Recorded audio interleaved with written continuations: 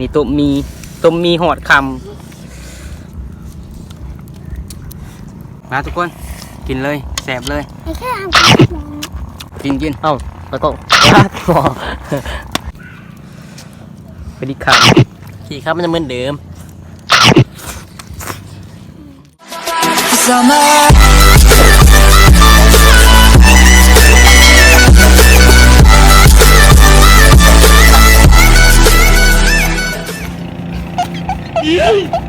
สวัสดีทุกคนเนาะอยู่กับแค่สตูดิโอเนาะมื้อนี้แบบว่าต้องรุ่นไซส์ทุกคนมื้อนี้สิพาทุกคนมากินต้มมีหรือว่าตุ้นน้ำยำนั่นเองเนาะมื้อนี้ครับบ่แบบว่าเฮาก็บ่ได้มาคนเดียวทุกคนมื้อนี้สิพาน้องๆมากินต้มมีสีมือของแค่สตูดิโอนั่นเองเนาะมาเบิ่งน้องๆว่าสิมีไผแน่คนนี้ก็คือสิเข้าใจเนาะออกคิวข่อยหลายคนแหละซื้อโฟนนั่นเองเนาะคนนี้ก็ซื้อบอยทุกคนนี่ก็ซื้อติ๊กเนาะน้องใหม่มื้อนี้สิพาทุกคนมาเบิ่งวัตถุดิบของเฮาเนาะว่ามันสิมีหยังแหน่ในมื้อนี้ที่เฮาสิมาเฮ็ดมาเบิ่งนำกันเลยวัตถุดิบขั้นแรกของเราขั้นตอนแรกของเราก็คือผักซูแล้วก็ผักบงมัดหนึ่งแล้วก็ไข่3 ฟองนั่นเองเนาะตัวนี้มันแตกน้ำเลยนี่แล้วก็มียำ3 ห่อแล้วก็มีไม้ทูเนาะ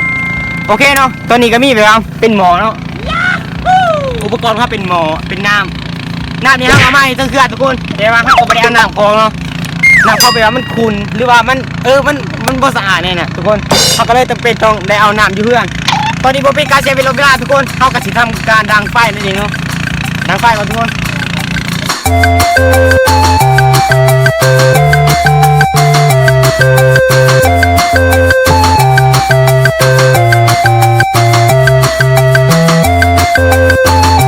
ฮักมาไปหน่อยไป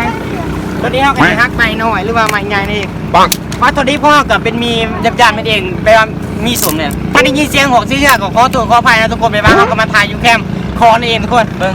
มันก็มีเสียงจากเขามาแล้วเว้ย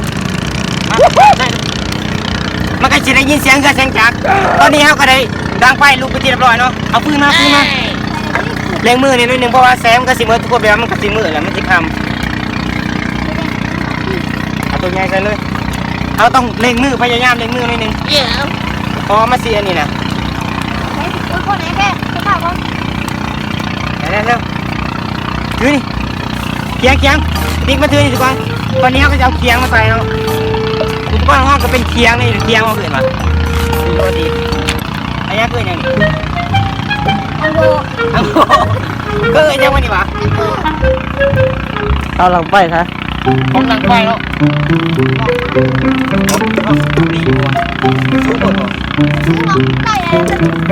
โอเคตอนนี้เขาก็จะให้ไฟมันลุกหรือว่าไฟมันเป็นทานก่อนเขาจังดีเขาก็จะเริ่มทางน้ำนี่เนาะเพราะว่าเขาต้องพยายามนิดนึงเพราะว่าแซมกับสีมือตะกวนมันกับสีมือพอแล้วเขาก็ต้องเล็งมือนิดนึงเว้ยล้างหมอกันนิดนึงเขาต้องล้างหมอทุกคนขั้นตอนแรกมื้อนี้เขาก็จะมากินในมาเนาะขั้นไฟพวกท่านในเบิ้งคลิปตัวเขาไปกินอยู่กลางป่าเนี่ยทุกคนกล่องมาหากูดิขั้นไฟพวกท่านในเบิ้งคลิปอยู่ตัวไปกินอยู่กลางป่าไหนพี่นึงห่างกับสมัครมีเบิ้งตันนี่เนาะไปเบิ้งไหนเลยคลิปตัวนี้ก็ไปกินอยู่ป่าหรือไปว่าอลังการนิดนึงวันนี้เขาก็มากินแบบชิวๆเนาะแบบมันก็มีบรรยากาศแบบว่ากลางน้ำนี่ใส่มาเขาก็เลยลุกเดี๋ยวไป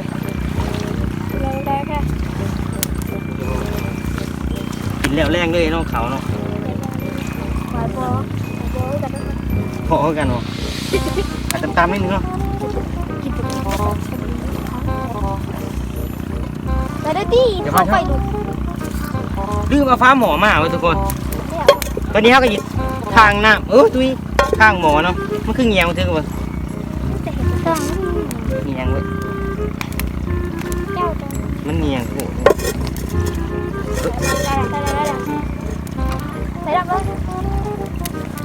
โอเคทุกคนตอนนี้เขาก็จะทำการไปวางข้างหมอหรือว่าต้มน้ำนี่เนาะต้มน้ำแล้วก็จะเอามีใส่แล้วก็ซอยพักใส่นั่นเองมาเบิ่งหน้าของเขาหน้ามาเตะเขื่อนกูเลยนี่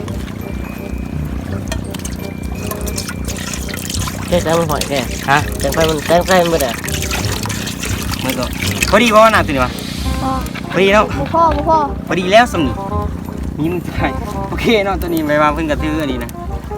ปุ้งกินดีก่อนเว้ยปุ้งกินดีก่อนก็ได้เนาะปุ้งเพราะว่าเขากระจิบปลาให้มันฝดหรือว่าน้ำมันฝดนั่นเองเนาะมันก็ใส่สมองไรเติบทุกคน ตุ่มสิแหละโอเคทุกคนเนาะตอนนี้เราอยู่ถามเบิ่งน้ำมันสิฝนหรือบ่ถาตอนน้ำมันฝนเลย A few moments later. โอเคนะทุกคนเนาะตอนนี้เป็นวันน้ำเพราะว่ามันก็ได้ฝนเนาะโอ้จนคำนะทุกคนโคตรคำอันนี้เบิ่งตะเวนมาไปเป็นจุดตกดินนะไปว่าน้ำมันก็นี่นะเท่ากับที่มาตุ่มมีเลยเนาะก็ได้ไม่ติดเนาะเอาคนหนึงกับเมื่อเลยทุกคนบางทีเพราะว่ามันคำพอแม่เขาก็เนาะตอนนี้ครับเป็นการเสียเวลาทุกคนเราจะมีมาตุ่มแล้วคำเลยเว้ยอันนี้ตุ่มเลยฝนจิกไว้จิกนี้ใส่ ก็เอาใส่กันตัวเรือมีแต่ว่าใส่กันเสีย ใส่เรือมีแหละจิกเอามีใส่แล้วก็เพราะว่าแซมมันก็บ่ได้ทุกคนเมืองตีนึงเนาะเขาก็ได้ถ่ายไว้นี่ไว้ใส่คำเลยเว้ย2 หัวพอ เพราะว่าท้องห่อ 2 หัวเลย2 หัวไปได้กับคนเลยเนาะคนนี้เขากับเมื่อทุกคนไปว่ามันกับคำมันนะใส่2 หัว ลง ขออนุญาตปงมาเนี่ยปงอยู่ดีเลยเว้ย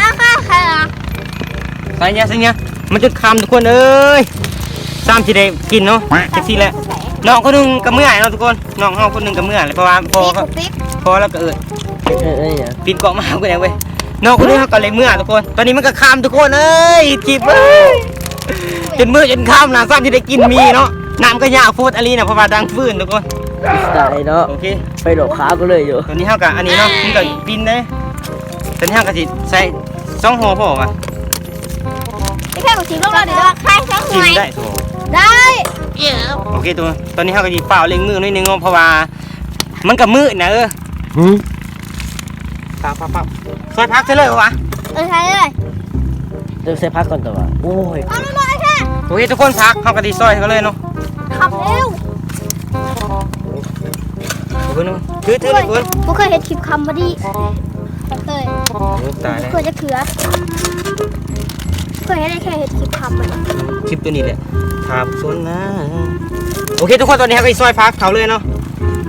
พักของล่างเรียบร้อยทุกคนไม่ต้องโฟกัสไลน์ว่ามันหมดสกปรกเพราะเขากระล่างมันเรียบร้อยนะเอาเลย แค่กับทึงเลยตัวหนามัน ถึงยิ่งชนะมันก็ได้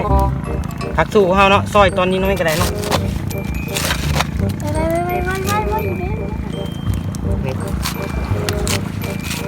แมวฝนหายก็ขาด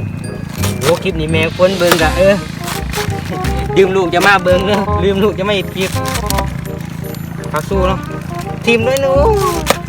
มันก็ทำทุกคนใส่มือเลยใครฝากลงหลอดฝนช่วยกันฝนมันคำเลยทุกคนช่วยกันคุณจะไปทุบถึงมือตีทุบใครมันแย่งแต่ใครเอ้าพวกได้กินนี่นะที่จะเข้าใจว่าพวกนี้เนี่ยไอซอยนี่เด้อเฮ็ดแท็กซี่แต่ว่าก็เราไปอยู่เบื้องหลังกล้องเขาเห็นกูเนี่ยเด้อเห็นกูอยู่นี่มาเบิ่งยังไงทุกคนใครจะกินแท็กซี่แต่ว่านี่นะทุบ กู แท็ก ก็ ซี่ จะเอาอะไรว่าพอดีจับแตกโอ้ ฝนใส่เลยดูนะได้อีก2 หน่วยทุกคนพาของห้ากับใส่มันเลยด้วยใส่เลยแล้วพักเนาะมาทุกคน หมดเสียเวลา เอาพักใส่เลยตัวมีแต่พักเป็นจังซี่ ยังบังยังฝนยังบัง อย่าบังกล่องเลยพักโอ้กินข้าวคำไม่ได้กินข้าวแรงเลยทุกคนมากินข้าวแรงน้ำกันเลยเนาะพอดีคำเลยนะแซมพอดีเหมือดใส่มันเหมือดแล้วบางคนบรรณาจังเฮ็ดคือข่อยเฮ็ดฮะโอเคทุกคนตอนนี้เราก็ยิมาคุ้นกันเนาะไม่ทูกับพี่ไม้ออกมาจากหาดเยี่ยมแล้วนี่โหทันวิ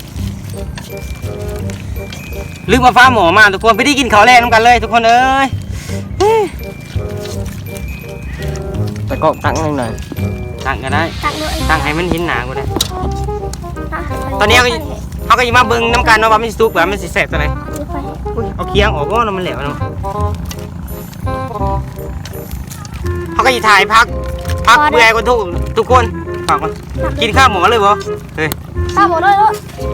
จะเอาไหนก็แค่เลย พักที่มันเพิ่นเปื่อยถ้าจะกินข้าวหมูมันกันขาดจนทุกคนมาเบิ้งโคตรที่นะไปดีจนคำจนมืดเว้ยกินมีแบบคำเลย ไม่ได้กินขอแรงเลย ตอนนี้นี่ให้มันเห็นหน้าเห็นตาเลยเด้อถ่ายโอ้ยไปดีจนคำทุกคนมาเบิ่งมีกันกินข้าวหมูเลยว่าก่อนแปลฟื้นอีกทีวะ โอ้ปืน ให้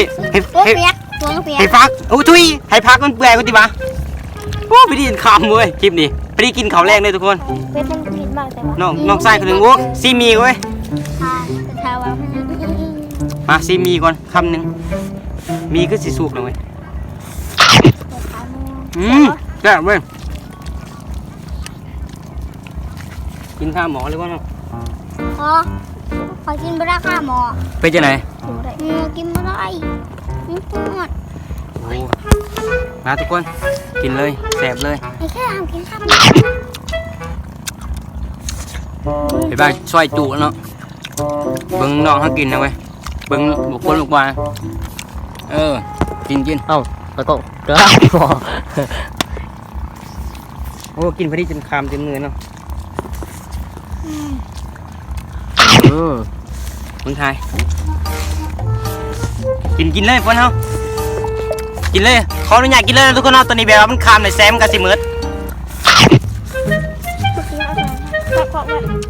จักรไว้ มึงรู้สึกไง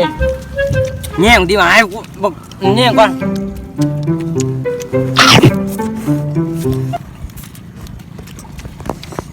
โอเคทุกคนตอนนี้เขาจะขอกินกันเนาะไปบ้านมันคำในน้องๆเขาให้แม่ก็สิน้ำทุกคนให้มันตะกองเขากินก่อนไหมเขากินก่อนเขาเกาะนี่ก็ต้องไม่ทู่หันไป หมดต้นลูกหัวเก๊กใช่ไหม ตอนนี้ก็ขึ้นน้องเขาเองเนาะพอดีคำพอดีมือนะทุกคนเอ้ยแสงก็ค่อยเว้ยแสงคือซ้ำคือคอยเด้อกล่องเขาเนาะพอดีคำนี่ต้มมีหอดคำ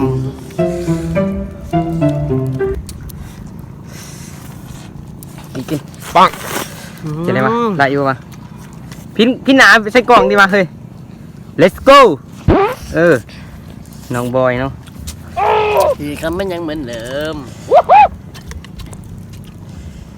กินไปดิครับ ทีคำมันยังเหมือนเดิม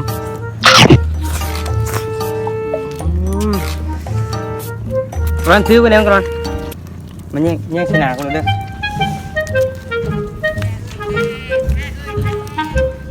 เนี่ยเห็นอยู่ว่าหนักว่ะ มันอยู่ โอเคเนาะทุกคนสำหรับกินนี้ก็มีอย่างไรเนาะเฮากับโต๊ะมีหรือว่า